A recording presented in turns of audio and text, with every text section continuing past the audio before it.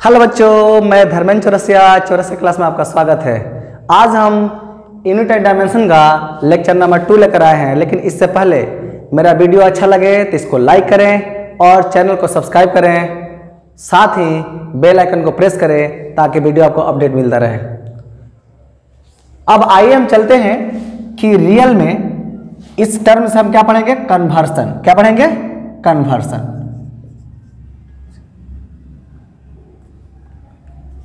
Conversion factor.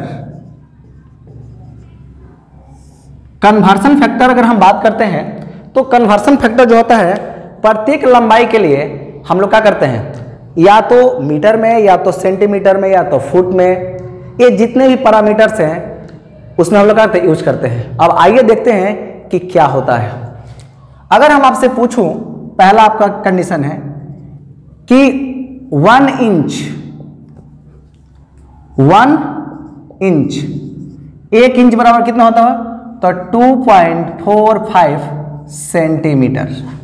लेकिन जरा सोचो बाबू कि अगर यहां से हम इंप्लाइड में लिख दें कि 1 सेंटीमीटर इज इक्वल टू कितना, 394 इंच। यहां पर पॉइंट इंच की बात करेंगे। यहां पर अगर हम इंच की जब बात करते हैं तो ये मेरा कंडीशन आता है। दूसरा पॉइंट अगर हमको ये समझना होगा कि अगर हम इंच की तो बात कर लिए, अगर हम बात करें कि 1 इंच तो मेरा हो गया ना। अगर हम 1 फीट की बात करते हैं, 1 फीट बराबर कितना, तो यहां पर 12 इंच होता है। कितना? 12 इंच होता है। अब जरा सोचो कि 12 इंच तो हो गया ना, तो इस 1 इंच बराबर कितना सेंटीमीटर, इतना सेंटीमीटर। तो हम लिख सकते हैं 12 इंटू कितना, 2.54 सेंटीमीटर, मतलब क्या, 30.8 सेंटीमीटर। मतलब कोई पूछेगा कि 1 फीट में कितना सेंटीमीटर होता है, तो 30.48 सेंटीमीटर होता है। अर्थात कितना इंच होता है, तो 12 इंच होता है। दूसरी बात, अगर हम यहां पर बात करें कि ये तो फीट तो हो गया ना, यार्ड, 1 यार्ड, ये इसको गज भी बोल सकते हैं, 1 गज। कहता है कि एक यार्ड में कितने फीट होते हैं, 3 फीट, 3 फीट होते हैं। कितना? 3 फीट। मतलब है कि हम 3 इंटू और कितना लिख सकते हैं, 12 इंच लिख सकते हैं ना, 12 इंच। अगर 12 इंच जब आ गया तो इसका मतलब क्या, 36 इंच हो गया। यानी जरा सोचो बाबू कि 1 गज में कितना इंच होता है, इतना इंच होता है। लेकिन अगर इसको हमको सेंटीमीटर में कन्वर्ट करना है तो कितना लिखेंगे, 36 इंटू कितना, 2.54 सेंटीमीटर। लगभग में ये कितने सेंटीमीटर आ जाएंगे, तो ये 91.44 सेंटीमीटर के आसपास आ जाएंगे। इसका पैरामीटर्स है, इसका क्या है, पैरामीटर्स है। ये कन्वर्सन आपको आना चाहिए बाबू। आप सर सोचो कि आप लोग 9, 10 में ये सब चीज पढ़े होंगे। हो सकता है सर आपको पढ़ाए भी होंगे और नहीं भी पढ़ाए होंगे। लेकिन आप यहां जरा सोचो कि यूनिट एंड डायमेंशन का यूज फिजिक्स में बहुत ज्यादा है और केमिस्ट्री में भी। आइए हम इसको कैसे यूज करते हैं, आप लोग देखिए। अगर हम 4th पॉइंट की बात करते हैं तो जरा सोचिए बाबू कि अगर हम आपसे पूछूं कि 1 मीटर, तो यहां पर 1 मीटर की बात करें ना, तो 1 मीटर में कितना सेंटीमीटर, तो आपने पढ़ा था 100 सेंटीमीटर। लेकिन जरा सोचो कि अगर हम इसको mm में बात करते हैं तो कितने mm, तो 1000 mm। कितना? 1000 mm की बात करेंगे। अगर हम इंच में बात करें तो 1 मीटर में कितना इंच होगा, 1 मीटर में कितना इंच होगा, इस पर हम बात करते हैं। तो जरा सोचो बाबू कि अगर इंच में हम इसको कन्वर्ट कर रहे हैं तो सेंटीमीटर को हम किस में बदल लेंगे, इंच में। मतलब है कि जरा सोचो बाबू कितना है, 100 है ना, 100 इंटू और 1 सेंटीमीटर का मतलब सेंटीमीटर जो लिखा हुआ देख रहे हैं ना यहाँ पर, सेंटीमीटर कितना, 0.394 और कितना, इंच।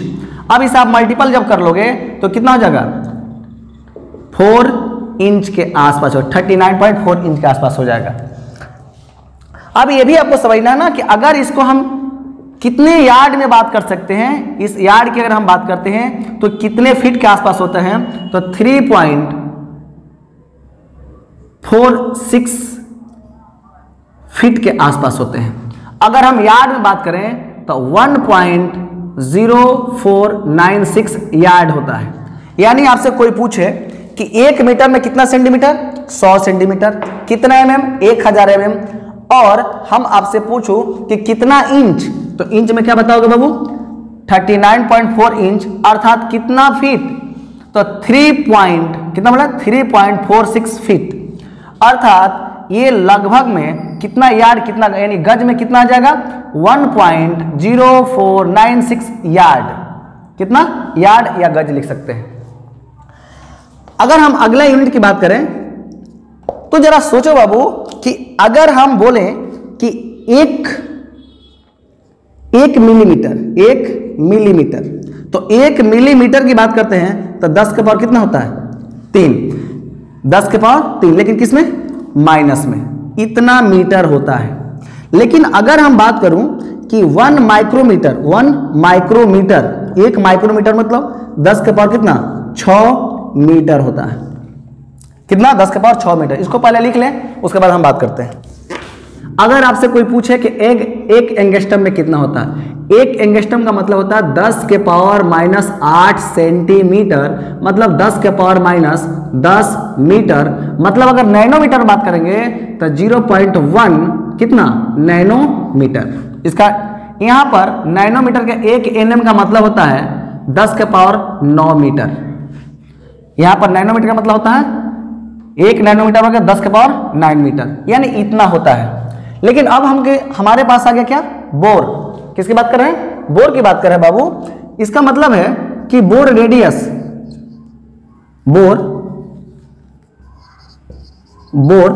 रेडियस की बात करते हैं, बोर त्रिज्या।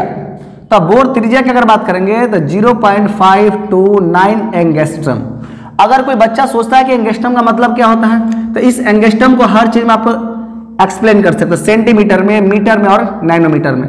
अगर कोई पूछेगा कि हमको सेंटीमीटर में चाहिए तो क्या लिखेंगे, 0.529 इंटू 10 के पावर, एक एंगस्ट्रम में कितना, 10 के पावर -8 मीटर ना, 10 के पावर -8 कितना, सेंटीमीटर। अगर मीटर में चाहिए तो क्या हमको लिखना पड़ता, 0.529 into 10 to the power -10 metre.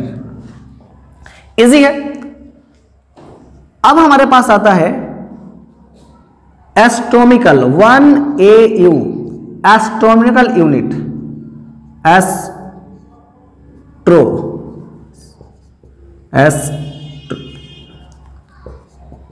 Astronomical unit की बात करेंगे। जरा सोचो बाबू कि एक एस्ट्रोनॉमिकल यूनिट का मतलब होता है 1.49 into 10 to the power 11 metre होता है। और ये जो होता है ना, ये सूर्य और पृथ्वी के दूरी के लिए, एवरेज दूरी के लिए डिफाइन किया जाता है। यह पृथ्वी एवं सूर्य के बीच की औसत दूरी के लिए प्रयोग किया जाता है। अब हम बात करेंगे कि 1 लाइट ईयर मतलब होता है कि एक प्रकाश वर्ष का मतलब होता है कि 9.14 into 10 to the power 15 metre. यह एक साल में निर्वात में प्रकाश की चाल को मापा जाता है, या मापने के लिए प्रयोग किया जाता है। अगर हम बात करूं कि जितने भी ये कंडीशन है सब ये किसके लिए आते हैं, सब लेंथ के मेजरमेंट के लिए आते हैं। ये सब लंबाई का मात्रक है। ये जितने भी पैरामीटर्स है सब लंबाई के लिए यूज किया जाता है। क्लियर, इसको आप लिख लें। हम नेक्स्ट टॉपिक चलते हैं।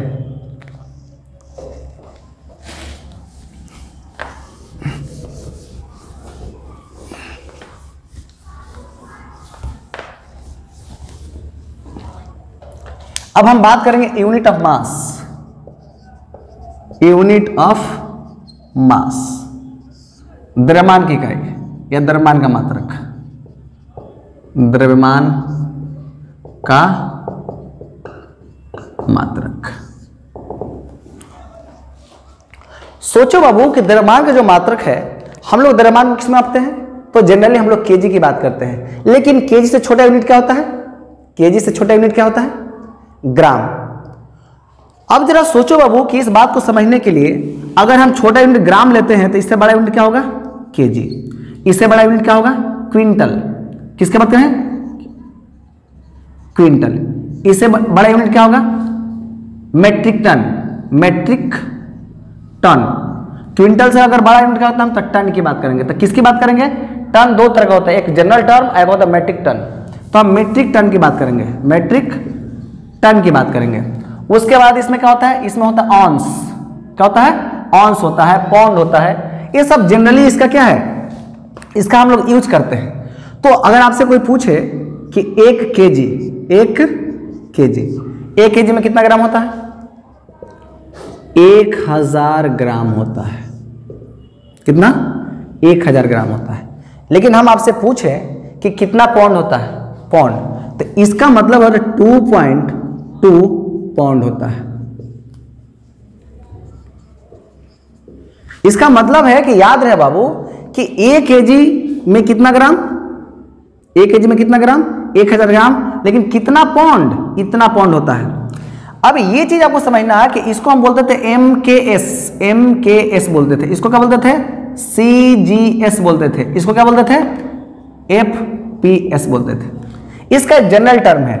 अब बाबू जरा सोचो कि ये जो हम लोग कंडीशन देख रहे हैं, अगर आपसे कोई पूछे कि एक पाउंड में कितना ग्राम, तो एक पाउंड में आपका 400 कितना? 54 ग्राम होता है। एक पाउंड में कितना ग्राम? 454 ग्राम। इसका मतलब है कि आप लोग कभी गोला फेंके होंगे ना, गोला, तो उसमें लिखा जाता है पाउंड, पाउंड लिखा होता है। इसका मतलब पाउंड जो होता है ना, किलो से क्या इसका ये छोटा होता है। इसका मात्रक जो होता है किलो से क्या होता है? छोटा। एक पाउंड देख रहे हैं ना कितना हो रहा है? एक पाउंड बराबर कितना? 450 ग्राम के बराबर होता है। यानी अगर ग्राम की अगर दृष्टि से देखा जाए तो इसकी ये मात्रा क्या? इससे ये मात्रा बड़ी है, लेकिन ये मात्रा क्या है? छोटी है। क्लियर? तो ये चीज आपके दिमाग में होना चाहिए। नेक्स्ट पॉइंट अगर हम बात करते हैं, एक क्विंटल का मतलब कितना होता है? एक क्विंटल का मतलब कितना होता है? 100 केजी। कितना होता है? 100 केजी। एक क्विंटल में कितना केजी होता है? 100 केजी। लेकिन अगर आपसे कोई पूछे कि 1 टन चाहिए, 1 टन, तो 1 मेट्रिक टन की बात करेंगे, 1 मेट्रिक टन की बात करेंगे, तो यहां पर जो टन होता है वो कितना होता है? 1000 केजी। यानी 1 मेट्रिक टन में होता है कितना? 1000 केजी। मतलब अगर ग्राम में बात करेंगे तो 10 के पावर कितना? 6 ग्राम हो जाएगा। क्लियर? इसको आप लोग लिख लें, उसके बाद हम बात करते हैं। 1 U, इसका मतलब हम यहां बोलते हैं 1 AMU। इसका मतलब मुन्ना होता है ना कि AMU का मतलब होता है atomic mass unit. Atomic mass unit, इसको बोलते हैं परमाणु द्रव्यमान इकाई। परमाणु द्रव्यमान इकाई। जरा सोचो बाबू कि एक परमाणु द्रव्यमान इकाई जो होता है ना, कि ये मोल के बराबर होता है। कितना? 1/6.023 गुना 10 के पावर कितना? 23 ग्राम। लेकिन एक आपके दिमाग में होना चाहिए कि यहां पर एक जो मोल होता है, एक मोल को हम यहां प्यार से Na लिखते हैं। इसका वैल्यू कितना होता है? 6.023 गुना 10 के पावर कितना? 23। अगर हम इससे भाग दे दूं तो कितना? 1.66 इंटू 10 टू द पावर -24 कितना? ग्राम। अर्थात अगर इसको हम केजी में लिखना चाहूं, 1.66 इंटू 10 के पावर -27 केजी। ये चीज आपके दिमाग में होना चाहिए। अब जरा सोचो, ये भी आपको समझना है मुन्ना कि ये दोनों जो होता है ना, यही क्या होता है? मास ऑफ प्रोटॉन होता है। Mass of proton. और इसी को हम क्या बोल सकते हैं? Mass of neutron. मतलब है कि प्रोटॉन का द्रव्यमान, प्रोटॉन का द्रव्यमान, और इसको बोलेंगे न्यूट्रॉन का द्रव्यमान। अब हम बात करेंगे कि 1 AMU, 1 AMU का मतलब होता है बाबू 1.66 इंटू 10⁻⁻24 ग्राम, और ये ग्राम को हम किस में चेंज कर लूं, 1.66 इंटू 10⁻⁻ कितना 27 kg, और इस kg को हम किस में चेंज कर लूं, अर्ग में, यानी 1.4 कितना 92 इंटू 10⁻³ अर्ग, कितना अर्ग। इसी अर्ग को अगर हम चाहेंगे तो किस में, जूल में चेंज कर सकते हैं, कितना लिख सकते हैं 1.492 इंटू 10⁻10 जूल, और इसी जूल को, ये जो मेरा टर्म है ये किसके बराबर होगा, तो 35.64 इंटू 10⁻11 KCl, यानी कैलोरीज, इतना कैलोरीज के बराबर होता है। और ये कैलोरीज जो होता है ना, ये हमारा किस में चेंज होता है, इलेक्ट्रॉन वोल्ट में। तो इलेक्ट्रॉन वोल्ट में हम लोग 931 इंटू 10⁸ भी लिखा रहता है, और कहीं अगर मेगा इलेक्ट्रॉन वोल्ट में बात करेंगे तो कितना 931 इंटू 10, इतना ही मेगा इलेक्ट्रॉन वोल्ट लिख सकते हैं। याद रहे, अगर आपसे कोई पूछेगा कि एक एटॉमिक मास यूनिट में कितना मेगा इलेक्ट्रॉन वोल्ट होता है, आप देखोगे कि कितना इलेक्ट्रॉन वोल्ट होता है, मेगा इलेक्ट्रॉन वोल्ट होता है, तो क्या लिखेंगे 931 मेगा इलेक्ट्रॉन वोल्ट। लेकिन अगर इलेक्ट्रॉन वोल्ट में बात करेगा 391 इंटू 10 कितना 8 इलेक्ट्रॉन वोल्ट। अगर हमारा बात करेगा कितना, अगर KCl में, कैलोरीज में, तो 35.64 इंटू 10 कितना 11 कैलोरीज, और इसी को अगर हम किस में बात करें, जूल में, इतना जूल, अगर इसी को बात करें अर्ग में तो इतना अर्ग। अब हम बात करेंगे टेम्परेचर की, भाई, या वॉल्यूम की बात करेंगे। किसकी बात करेंगे, वॉल्यूम, यूनिट ऑफ वॉल्यूम, यहां लिख सकते हैं इसे, यूनिट ऑफ वॉल्यूम। इसको बोलते हैं आयतन की मात्रक, आयतन का मात्रक। जरा सोचो बाबू कि जब हम लोग आयतन के बारे में बात करेंगे तो आयतन क्या होता है, किसी स्पेस को क्या हुआ, एक घेरने, जैसे मान लें हमारे पास कोई बर्तन है, इसमें कौन एक, क्या अगर एक खाली है तो इसमें ऑलरेडी क्या भरा हुआ है, तो गैस, ये क्या होगा, गैस भरा हुआ है। गैस जो होता है ना, गैस को हम लोग क्या वॉल्यूम के रूप में लेते हैं, और जो वॉल्यूम जो होता है ना उसको हम क्या सेंटीमीटर क्यूब में, क्यों कि अगर हमारे पास अगर कोई क्यूबिक सबस्टांस हो जाए इस टाइप से, तो जरा सोचो अगर इसमें गैस भर दिया हो तो इसको हम लोग किस में बात करेंगे, क्यूबिक में। ये हम इसको लिखेंगे क्यूबिक सेंटीमीटर, क्यों कि इसमें लंबाई, चौड़ाई कितना और कितना ऊंचाई है, लंबाई, ब्रेथ और क्या हाइट है। यहां से इसमें जो भी अगर गैस भरेंगे या पानी जो भी आप ले लो, इसमें किस में होगा, क्यूबिक में होंगे। अब जरा सोचो बाबू कि इस बात को हम लोग समझेंगे कैसे। हम आपसे पूछूं कि 1 लीटर, तो आप 1 लीटर का मतलब क्या बताओगे, तब बोलोगे सर कितना 1000 ml, कितना 1000 ml। 1000 ml का अगर हमने यहां बात कर दिए तो आपके दिमाग में होना चाहिए कि कितना 1000 कितना सेंटीमीटर क्यूब। अगर 1000 सेंटीमीटर क्यूब की बात करें तो हम क्या लिखेंगे 1 डेसीमीटर क्यूब।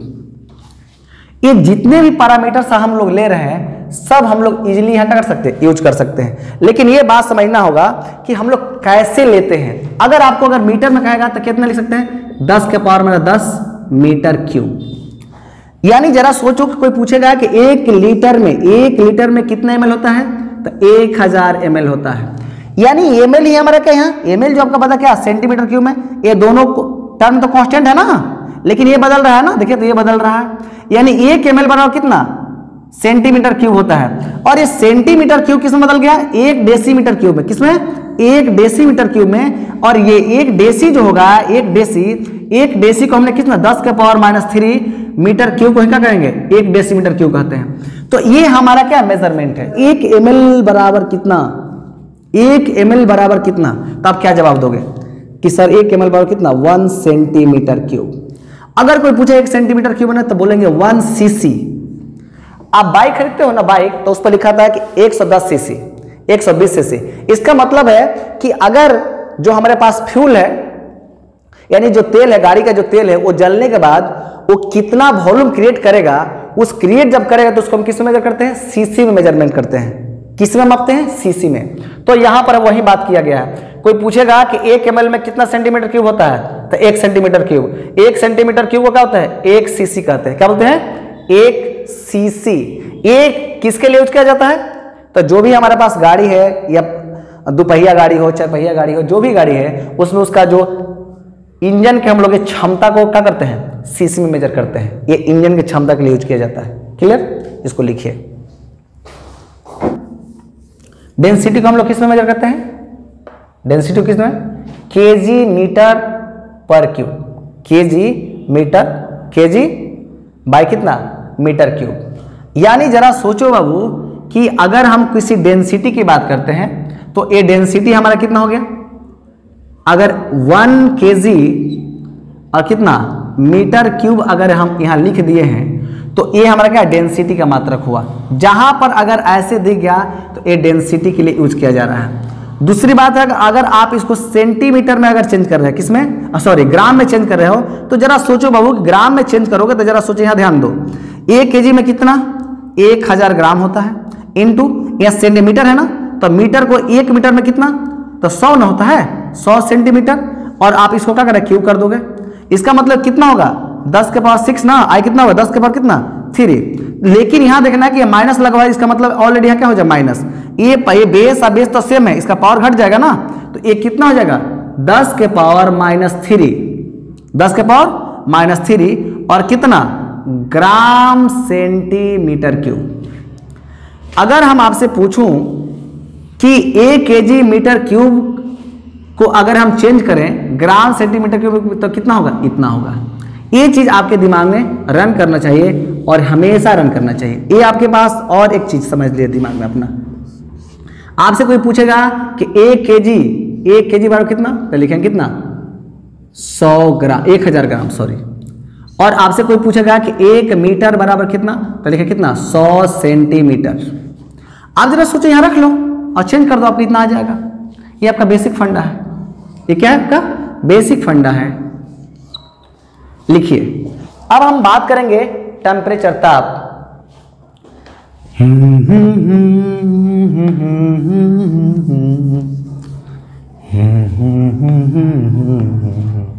आइए हम बात करते हैं temperature, unit of temperature, unit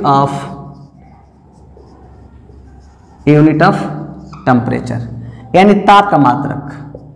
ताप का मात्रक। सबसे पहले कि अगर हम टेम्परेचर को अगर यूज करते हैं तो टेम्परेचर में क्या के होता है, सी होता है और क्या होता है? एफ होता है। यानी टेम्परेचर को मेजरमेंट करने के लिए 3 पैरामीटर्स होते हैं। कौन कौन? एक केल्विन है, ये क्या है? केल्विन है। एक क्या है? ये क्या है? डिग्री सेल्सियस है। और एक क्या है? फ़ारेनहाइट है। ये क्या है? फ़ारेनहाइट। हम लोग मात्र 3 ही में यूज करते हैं, यानी इसका ये इसमें कन्वर्ट होगा और ये क्या? ये इसमें कन्वर्ट होगा। एक केल्विन, अगर केल्विन की बात करेंगे तो इसको बोलते हैं डिग्री सेल्सियस प्लस कितना? 273 केल्विन। इसका ये यूनिट है। अगर आपसे क्या आपको यहां क्या निकालना है? क्या निकालना है? सेल्सियस निकालना है। तो अगर सेल्सियस अगर हम निकाल दूं तो आपको C डिग्री सेल्सियस अगर आएगा तो ये आपका कितना हो जाएगा बाबू? के माइनस कितना? 273 केल्विन। ये जो इसका वैल्यू आएगा वो किस में आएगा? केल्विन में आएगा। ये इसका स्टैंडर्ड फॉर्म है। लेकिन जरा सोचो कि अगर हमको बुखार लगता है तो हम लोग बोलते हैं ना कि हमको 100 डिग्री बुखार लग गया। अरे बुर्बक कहीं के, अगर तुमको 100 डिग्री बुखार लग जाएगा तो तुम पगलाइए जाओगे ना, मर जाओगे उसी वक्त। जरा सोचो, पानी पे कितना पर खोलता है? तो कहते हैं 100 डिग्री पर। 100 डिग्री पानी खोलता है और तुमको उसमें हम डाल दें तो कैसा रहेगा? क्या होगा? मांस क्या होगा? पक जाएगा कि नहीं? बिरयानी बन जाएगा। समझ रहे हो ना? तो इसलिए कभी भी ये मत बोला कि हमको 100 डिग्री बुखार लगल है, 120 डिग्री बुखार लगल है। नहीं, ये डिग्री की जो बात है यहाँ पर बुखार में नहीं मेजर करते हैं। जब भी अगर बुखार की बात है तो हम फ़ारेनहाइट में मेजर करते हैं। यानी हमारा बॉडी का टेम्परेचर कितना होता है? 37 डिग्री सेल्सियस। कितना? और 37 डिग्री सेल्सियस को अगर हम फ़ारेनहाइट में तो कितना? 98.6 फ़ारेनहाइट बोलते हैं। यानी हमारा सारी बॉडी का क्या नॉर्मल टेम्परेचर है, अगर इससे ज्यादा होगा तो हम बोलते हैं ना कि बुखार लग गया है। कितना, तो कहेंगे 102 डिग्री हम लोग बोलते हैं, लेकिन ये क्या होता है, फॉरेनहाइट होता है। 100 कितना, 4 फॉरेनहाइट, 106 फॉरेनहाइट, 108 फॉरेनहाइट, इतना बजाओगे तो ऊपर चले जाओगे, स्वाहा। समझ रहे हो, तमाम जहां से आए थे वहीं पर। इसका मतलब है कि आज के बाद कभी भी डिग्री को तो मुन्ना फॉरेनहाइट में मत बोलना।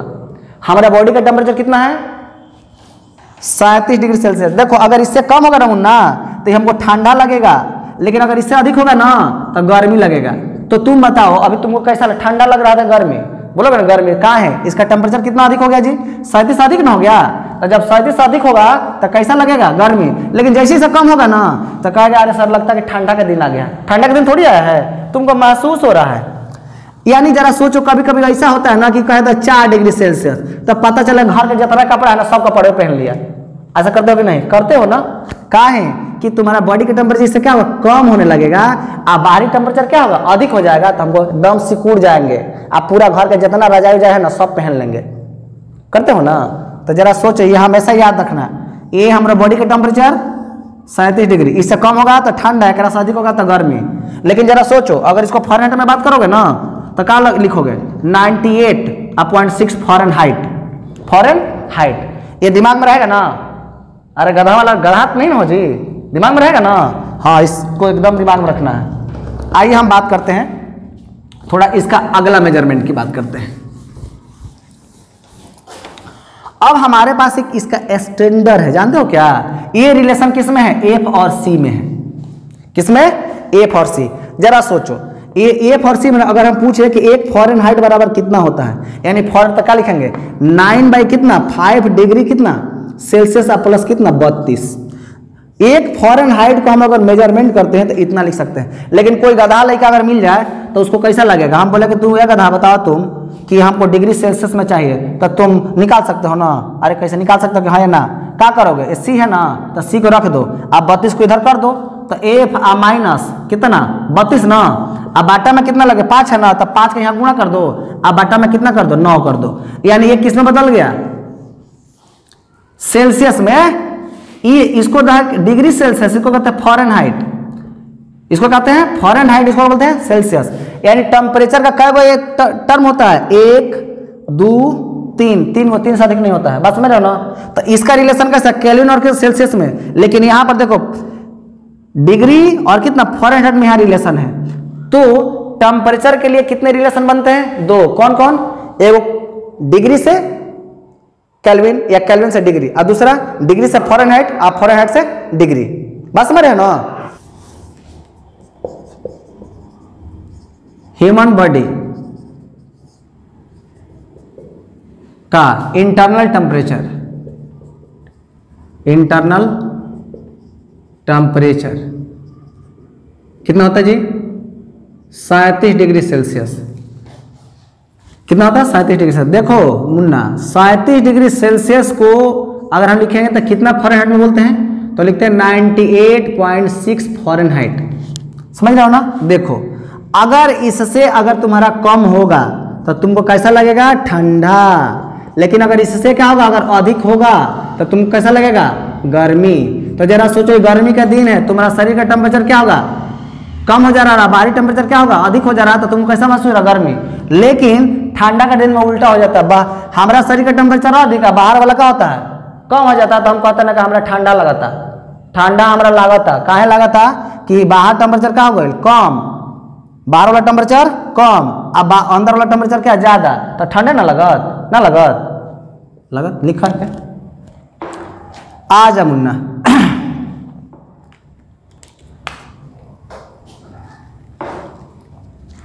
अब इसको हम आगे इस टॉपिक को बढ़ाते हैं।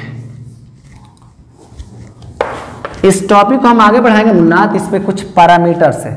अब हम बात करेंगे यूनिट ऑफ प्रेशर या unit of force. Unit of force, force समझते हो ना।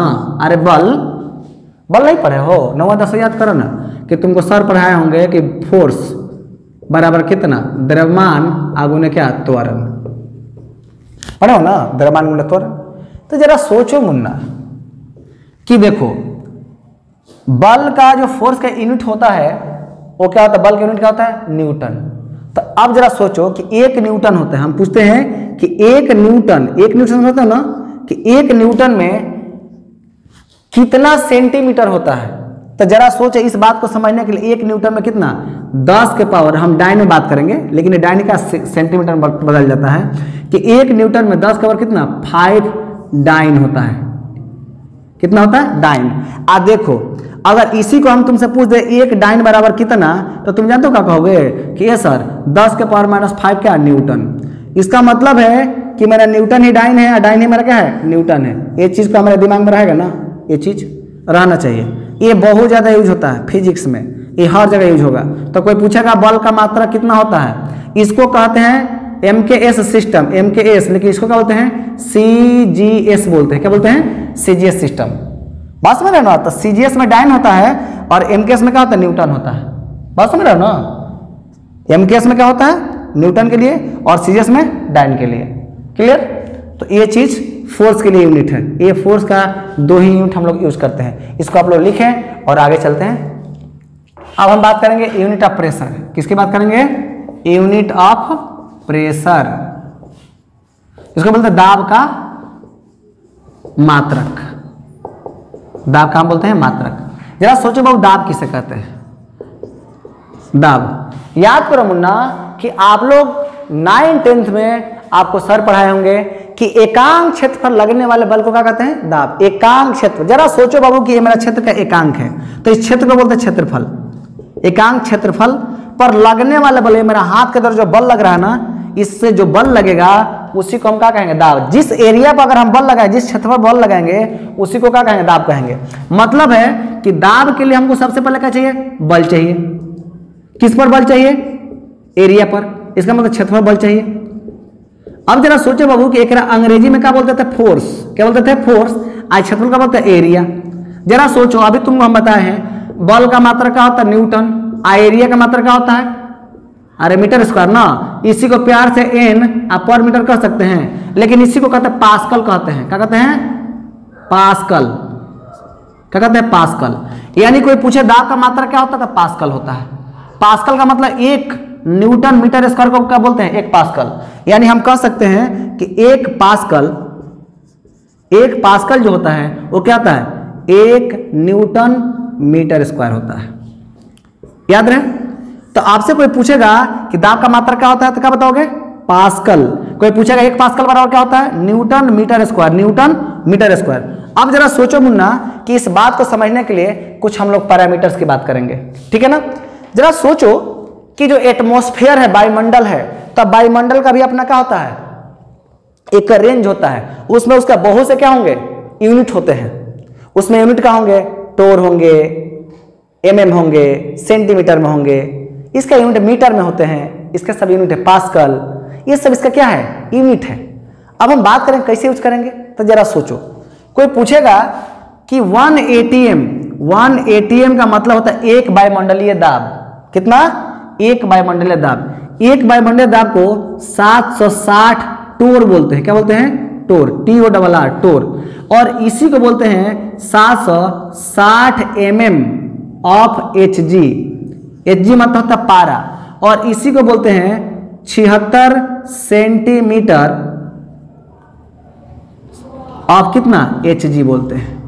क्या बोलते हैं, HG। और जब ये मेरा कंडीशन आता है ना, तो इस कंडीशन को हम लोग क्या बोलते हैं, पास्कल में बोलते हैं। तो पास्कल में जब हम बात करते हैं वो कितना होता, 1.0 कितना 132 कितना पास्कल। क्लियर। आप इसको लिखो, पास्कल या न्यूटन नहीं लिखेंगे। और 10 के पावर कितना, 5 पास्कल। यानी एक एटमॉस्फेयर में इतना पास्कल होता है। कितना, 1.0132 इंटू 10 के पावर कितना, 5 पास्कल। यानी पास्कल मतलब क्या, न्यूटन मीटर स्क्वायर होता है। ठीक है ना, इसको लिखे। कोई पूछेगा कि 1 टोर बराबर क्या होता है, 1 टोर बराबर कितना होता है, 133.3 into 10 to the power 23 pascal. एक चीज और आपके दिमाग में रखना होगा कि अगर हम बात करेंगे कि इतना 1.0132 इंटू 10 का पावर 5 पास्कल जो होता है, इसको डाइन में चाहेंगे चेंज कर सकते हैं। कितना 1.6132 इंटू 10 के पावर कितना 6 डाइन मीटर स्क्वायर। क्लियर? ये यूनिट है, याद रहे।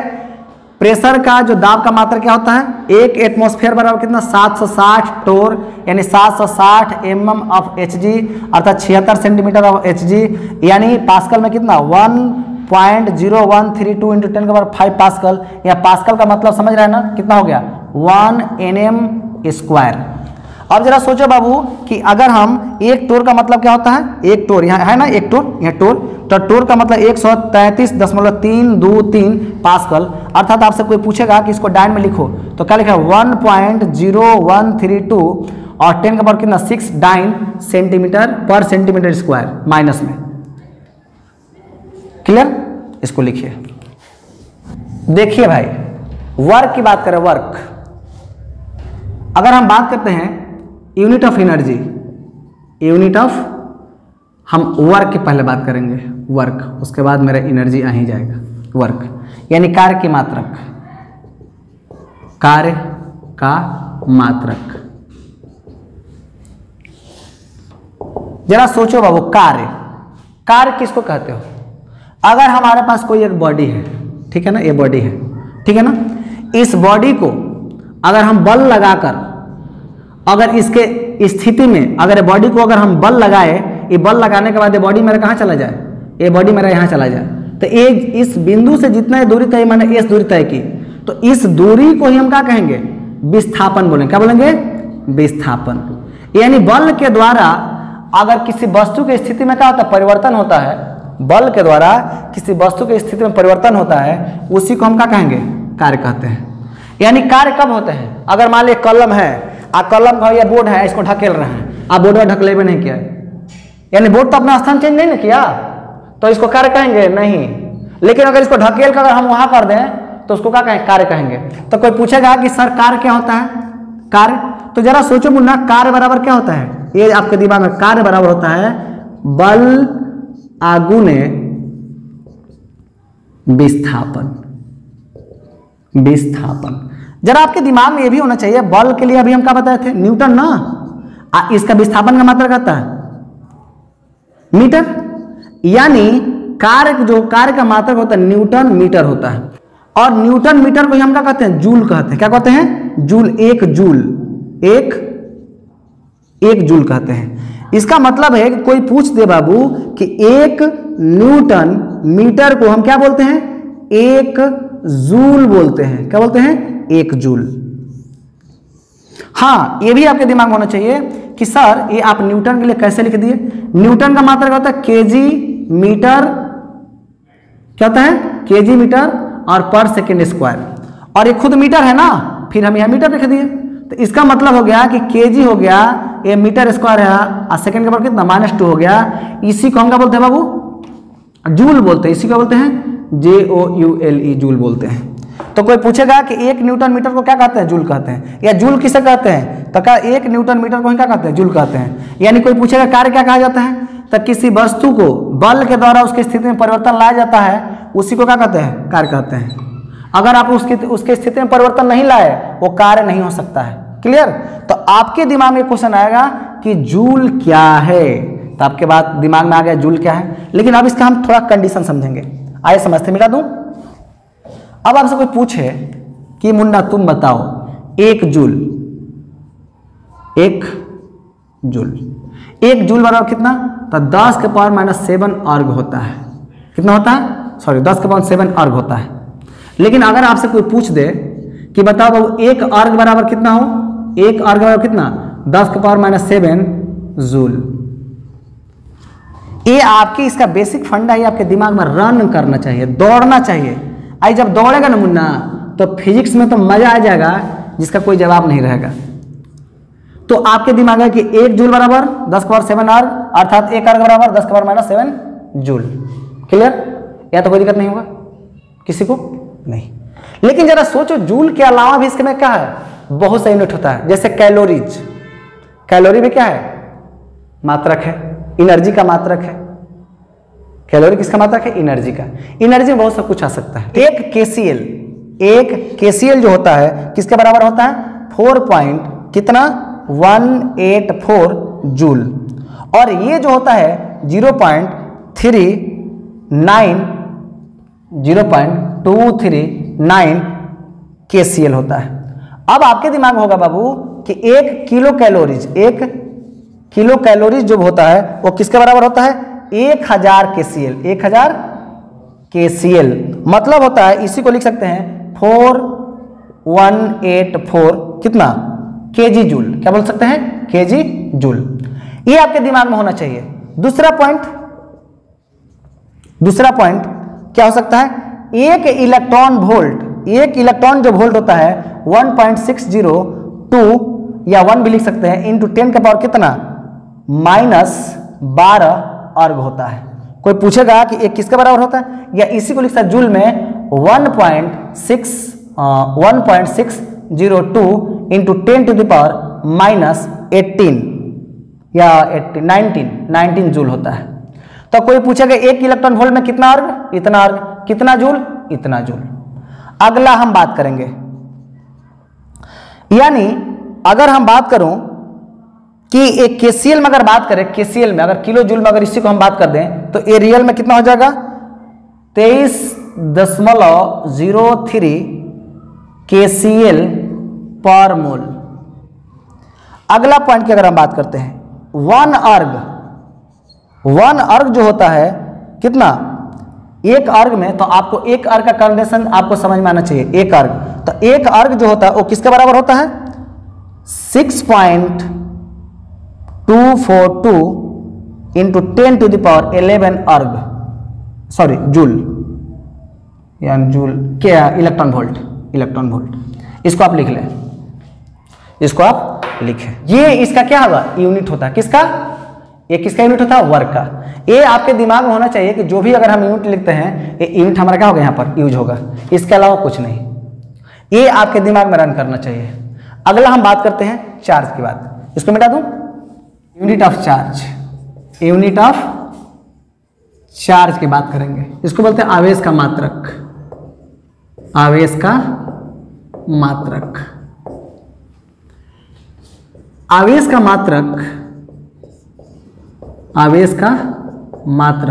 क्या होता है? कूलम होता है। तो अगर ये कूलम होता है तो हमको समझना है कि एक कूलम में जो कितना होता है? एक कूलम में 3 into 10 to the power 9 ESU होता है। कितना होता है? इतना ES होता है। लेकिन अगर आपसे कोई पूछेगा कि 1 ESU बराबर कितना हो, तो 1 state coulomb, state coulomb, 1 state coulomb होता है। और 1 स्टेट कूलम जो होता है ना 3.33 गुणा 10 के पावर -10 कितना कूलम के बराबर होता है? कितना कूलम का? इतना। दूसरा पॉइंट है कि 1 EMU की बात करते हैं तो इसको बोलते हैं 10 कितना कूलम, यानी 1 EMU होता है वो 10 कूलम के बराबर होता है। अगला पॉइंट आपको समझना होगा कि 1 कूलम जो होता है इसमें कितने इलेक्ट्रॉन होते हैं? तो 6.025 इंटू 10 के पावर कितना? 18 इलेक्ट्रॉन होते हैं। एक कूलम में इतना इलेक्ट्रॉन होते हैं। एक कूलम में कितने इलेक्ट्रॉन होते हैं? इतना इलेक्ट्रॉन होते हैं। एक कूलम में कितना इलेक्ट्रॉन? इतना। दूसरी बात है कि एक फैराडे में जो होता है ना, एक फैराडे को बोलते हैं नंबर ऑफ मोल, यानी 6.023 गुणा 10 पावर कितना? 23 इंटू 1 मोल ऑफ इलेक्ट्रॉन, यानी 1.6 इंटू 10 के पावर कितना? 19 कूलम। यानी इसको अगर हम मेजरमेंट करते हैं तो 96,000 कितना? 484 क्या होता? कूलम होता है। कितना? 96,484। इसको अप्रोक्सीमेट में कितना लिखते हैं? 96,500 कूलम बोलते हैं। तो जरा सोचो कि कूलम का यूनिट से सबसे बड़ा यूनिट कौन होता है यहाँ पर? फैराडे। एक फैराडे में कितना कूलम होता है? इतना कूलम होता है। आपके दिमाग में होना चाहिए। अगर कोई पूछेगा कि आवेश का सबसे बड़ा मात्रक कौन होता है, तो क्या बताओगे? फैराडे। आवेश का सबसे बड़ा मात्रक फैराडे। और सबसे छोटा तो माइक्रो में होता है, मिली में होता है, ठीक है ना? तब माइक्रो हम लोग जनरली बात करते हैं। दूसरी बात है, किसी बॉडी के द्वारा 1 कूलम चार्ज को एब्जॉर्ब नहीं किया जा सकता है। कोई भी बॉडी हो 1 कूलम चार्ज एब्जॉर्ब नहीं कर सकता है। क्लियर? तो आपके दिमाग में चीज रन करना चाहिए, ठीक है ना। और ये हमारा टॉपिक यहीं पर खत्म होता है और इस पर हम क्या करेंगे, धीरे धीरे सवाल का चर्चा, इस पर सवाल बनाएंगे, उसकी चर्चा करेंगे। समझ रहे हैं ना। मेरे वीडियो को लाइक करें, सब्सक्राइब करें और बेल आइकन को प्रेस करें ताकि वीडियो आपको अपडेटेड मिलता रहे। क्लियर? बाय।